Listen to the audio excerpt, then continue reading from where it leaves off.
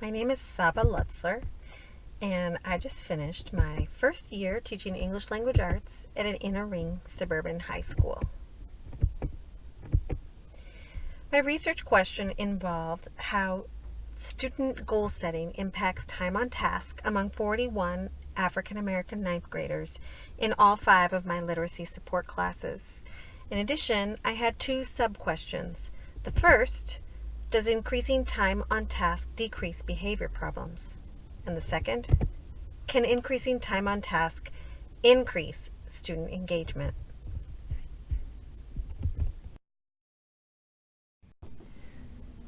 Before we get into the literature review, I wanted to give you a snapshot of the school context. The environment in the building is high stress. In 2019, the school received the state designation of comprehensive. That means it's performing in the bottom 5%.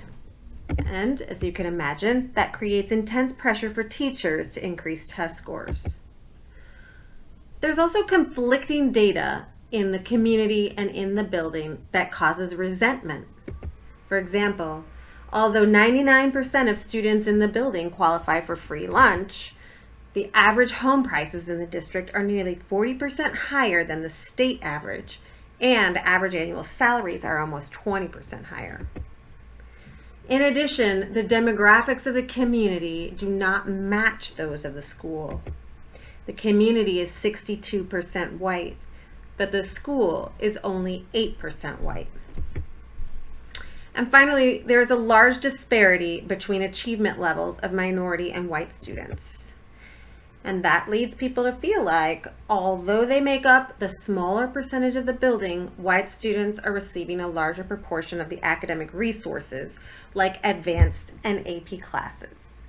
And so these tensions can be felt in the school, and they make up the backdrop of my research project.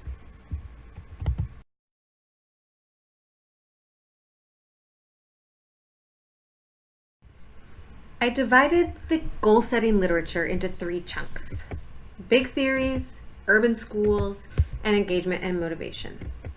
In the big theories category, there were research studies about achievement goal theory, self-determination, mindset theory, and personal best goal setting.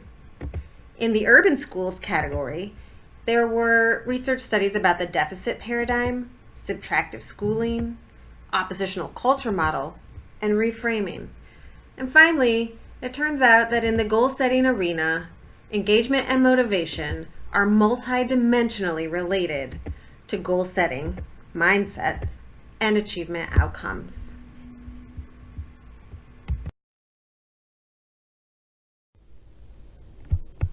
According to the literature, achievement goal theory focuses on students' underlying reasons for achievement behaviors. It can be divided into 2 orientations: mastery and performance. And each of these is further divided into 2 more goal-setting styles: approach and avoidance. Let's look more deeply at these because they are most salient to my research.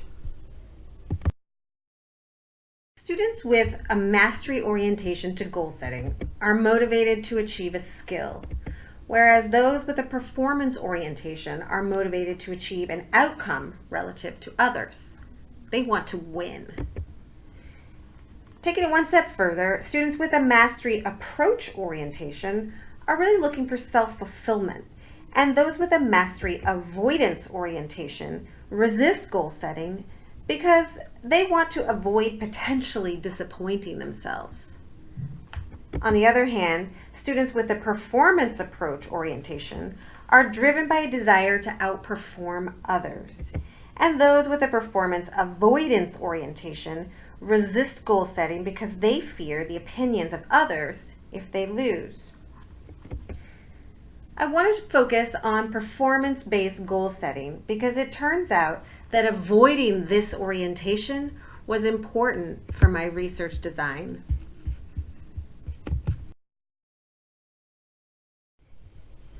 Synthesizing the studies of these researchers led me to the following conclusion. Students with a fixed mindset and a low sense of self-determination tend toward performance-based goals. researchers Cho et al. Warn that performance approach goals, remember those are goals focused on competing to outperform others, had a direct negative relation to reading comprehension. I would need to design a study that employed mastery-based goal setting and avoided the performance-based orientations that my students tended to have.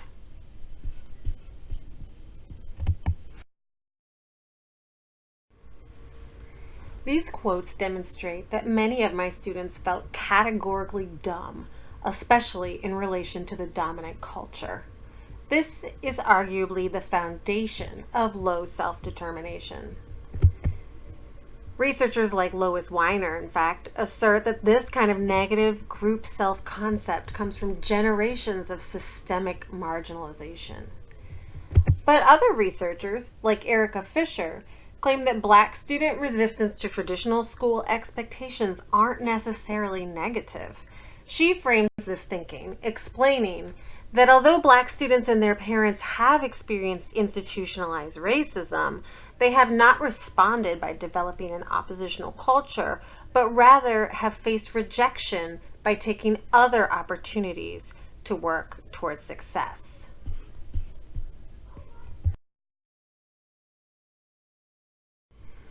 Let's revisit that middle chunk of the literature I referred to earlier. Because when it comes to the goal-setting literature, there's a dearth of research in urban schools. In fact, researcher Lois Weiner said, one of the most serious obstacles to understanding anything about urban schools is the lack of reliable data. More research is needed. You may have noticed that in the title of my action research project, I use the word urban to describe my literacy support classes. But in my introduction, I say that I work at an inner ring suburban high school. So which one is it? Is my school urban?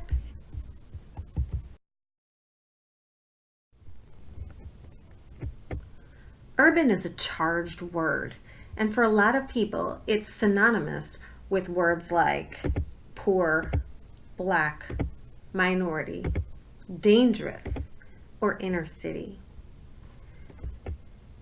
There is a more neutral definition, like the boundaries of a city delineate an urban area. My school is not technically urban, but it has some of the characteristics that researchers use to describe urban schools. They generally enroll high concentrations of students who are members of oppressed groups and are notable for their size, structure, and the influences of the school bureaucracy.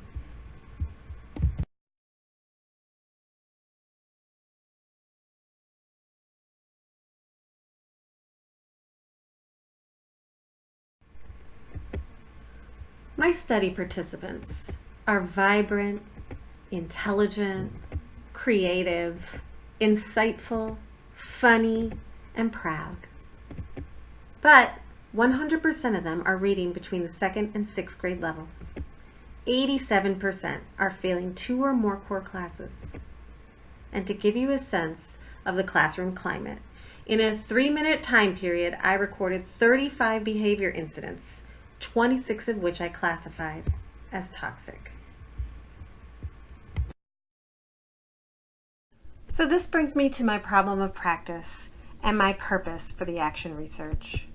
What I observed in my classes were low reading skills, disengagement, low self-efficacy, and a lack of organizational skills, all of which culminate in time off task and inappropriate behavior. And of course that leads to a vicious cycle that starts over and over again.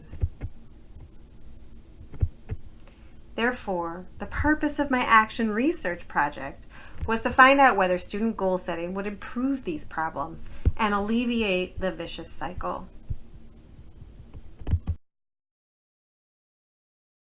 The timeline of my research project was 11 weeks in all.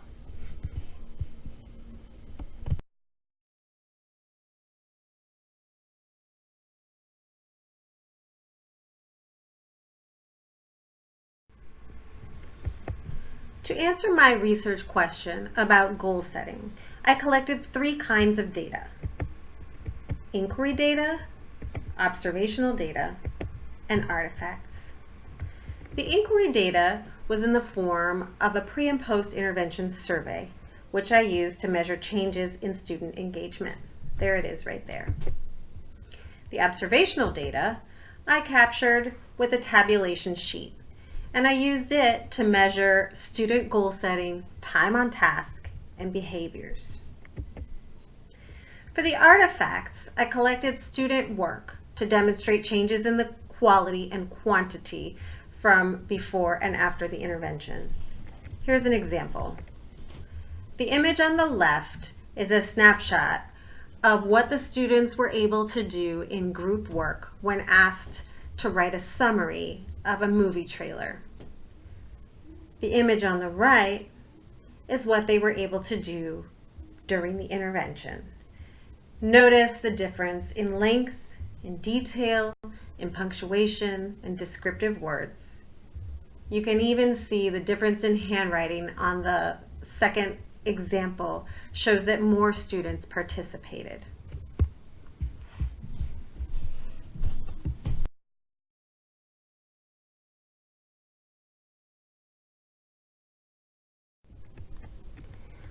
My biggest limitation was chronic absenteeism. The solution I came up with was to expand my study population to include all 5 of my classes instead of just the original 3rd hour, and that's how I arrived at 41 students. This graph shows just how big the problem was. The combination of the absent column and the no data column include all the students who, for all the various reasons, were not present on any given day. On the other hand, the far right column on task is lower than off task, which was the result I would have expected during the baseline data collection period. These were the 7 things I did to increase the validity of my study.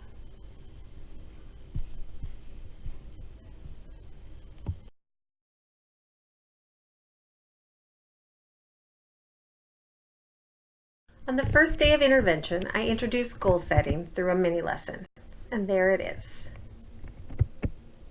Then I announced the day's task interval, and I conferred with students at their desk one-on-one and asked them to verbally choose a goal. You can see that I scaffolded the options there to accommodate various abilities and needs. Next, I observed each student for 30 seconds during their independent work time, and I tabulated behaviors on that same tabulation chart I showed you earlier. And these are the findings of my study.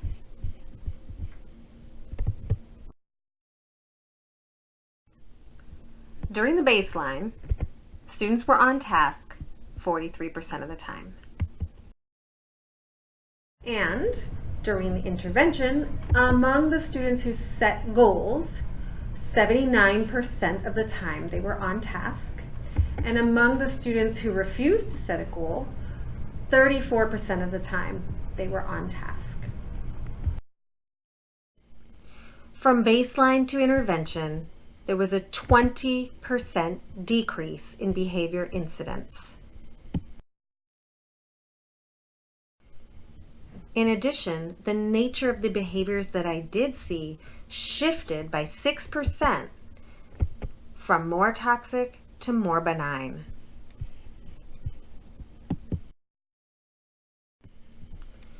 From baseline to intervention, you can see that the number of respondents who said they had 0 interest in the class went down, and the number who said they were pretty interested went up. You can also see that during both baseline and intervention, there were no respondents who said they were completely interested. But take a look at the next slide for a deeper analysis.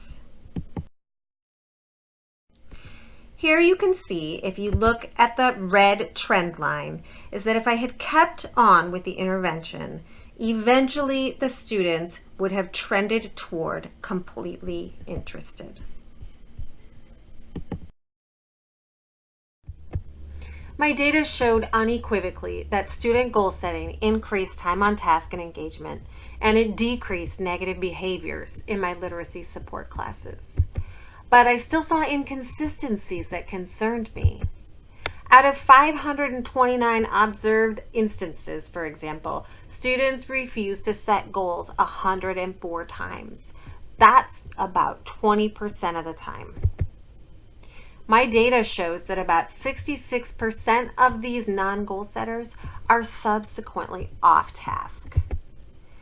And that means that a full fifth of the time, 2/3 of all students who refuse to set a goal will miss out on learning. If you think about the ripple effect on the graduation rate, on a person's earning power over a lifetime, on the contributions they can make to their communities, you have to agree. A fifth of our goal setting refusers is too many to lose. If we drill down deeper, we might find out that these non-goal setters have things like these in common. And if we take it one step deeper, we might even find out that they have things like these in common: trauma, poverty, or both. The literature I reviewed asserts that trauma and poverty are linked with increased behavior problems and lower student engagement.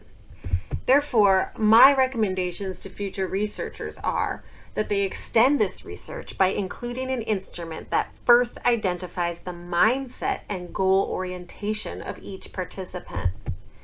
That way, further conclusions can be drawn about potential relationships between the goal refusers and their mindsets. And this, in turn, might point future teachers toward combining mastery approach goal setting with mindset training to reach the goal refusers. Ultimately, more research is needed to explore goal setting among students facing poverty, trauma, and structural racism.